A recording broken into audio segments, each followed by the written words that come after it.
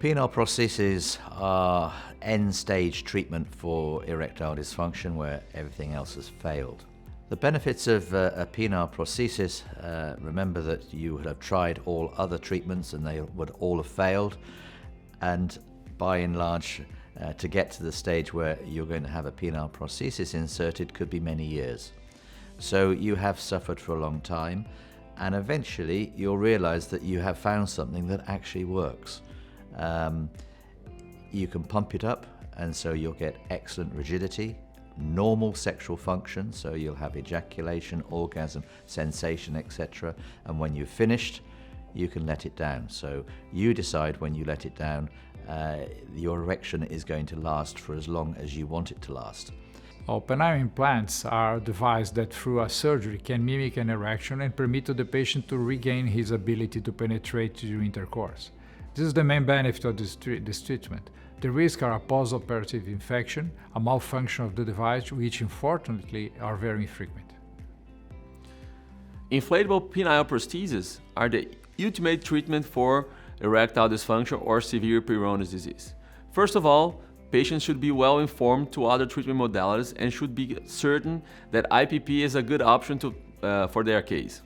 Most patients will be very satisfied with their implant, since it is possible to have consistent erections after about 10 to 20 seconds of device activation, and they'll be ready for every sexual situation they face.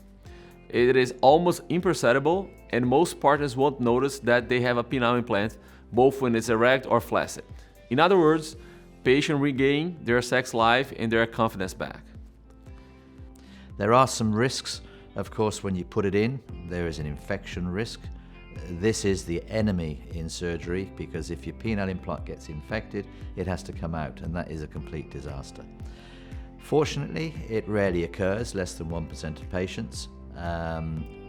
We do so much to try and avoid that, give the patient antibiotics, make sure there's antibiotics on the prosthesis when it goes in, so we are well aware of that, but the infection risk is not zero. So any operation on any part of the body encounters a risk, but certainly with a penile implant, it's a risk worth taking.